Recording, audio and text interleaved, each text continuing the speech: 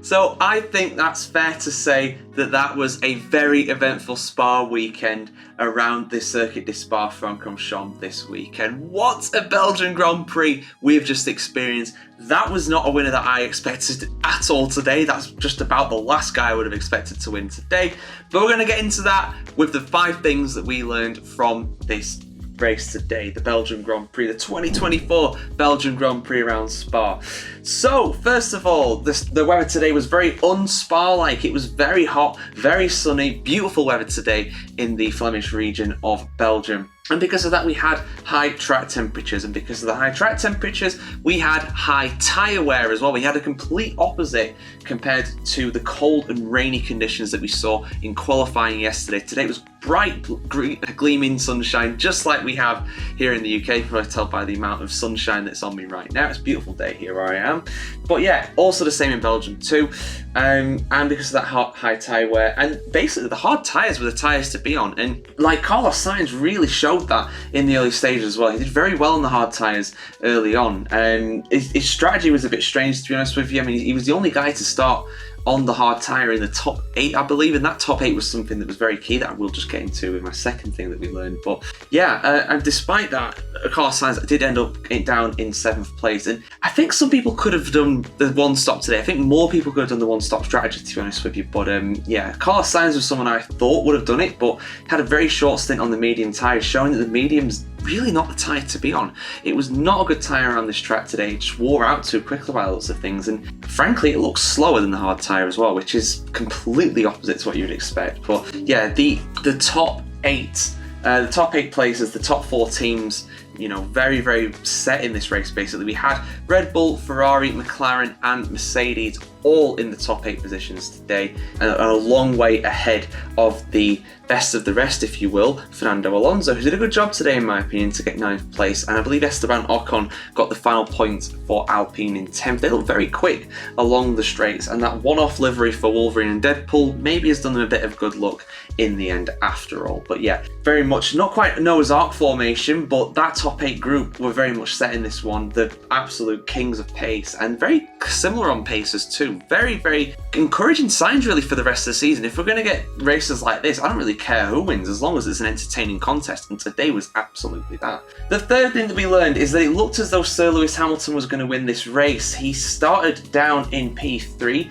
got past Sergio Perez at the start, and then got past Charles Leclerc after a few laps. However, it was George Russell, his teammate, the only one of the top 8 to go with the one-stop strategy. I think the only person to go with one-stop strategy in the entire race too. And he absolutely made it work as well. He stopped around the normal point for a medium tyre stint, but then just kept going on the tyres. Everybody else was pitting for a second stop, which I thought was a bit strange. I thought the likes of Carlos Sainz, the likes of Max Verstappen, and particularly the likes of Lando Norris could have run a lot longer on their second stints than what they did, but they were all reacting to each other, and George Russell just basically took advantage of that and won the race as a result. Fantastic really for him to manage to do that. He held off Lewis Hamilton in the end as well on tyres that were far older than his, so fantastic, brilliant for him. And he was quite close as well in the end between the top 3, Oscar Piastri finishing 3rd for McLaren, but a Mercedes won too, something that not that long ago was very much a boring, predictable result. Now it's like sensational. We never saw this coming. I never saw this coming either.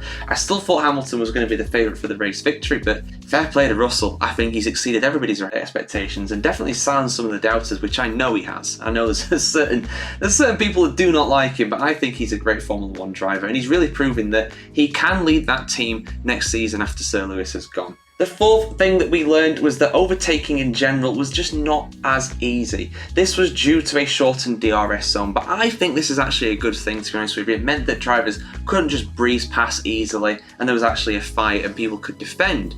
You know, it took drivers a few attempts to get past, and that's what overtaking should be. It should be possible, but it shouldn't be easy. It shouldn't be a slam dunk. And on that kind of theme as well, the fifth thing that we learned is that Max Verstappen didn't really scythe through the field.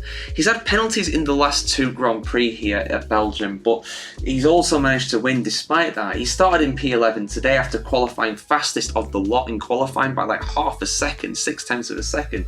Incredible pace. But yeah, not easy to pass around here, and that showed in the end. He ended up getting up to P5, finished ahead of Lando Norris as well, was right on the tail of Charles Leclerc. I'd say it was a good race for him, to be honest with you, because the pace of that Red Bull didn't look very good in the race, to be honest. Over one lap in qualifying, it looked very good in his hands, and Sergio Perez's too. He qualified third, moved up to second. But yeah, I think that the Red Bull are not looking like the fastest car, but they're in that group, and that group is very competitive, and Max Verstappen has a big advantage still in the Drivers' Championship, which he has managed to extend because he finished 5th and Lando Norris finished 6th. But yes, those were the 5 things that we learned from the Belgian Grand Prix. What did you think about this race? Did you enjoy it? I think it sends us off on the summer break in a very good mood indeed, of course. And yes, do keep it tuned here to the F1Chronicle.com for much more Formula 1 content like this. My next video, I will likely be dissecting how George Russell won that race today, because it was such an entertaining drive through the field. But yeah, like I said, comment, like, subscribe, ring the bell, all that good stuff,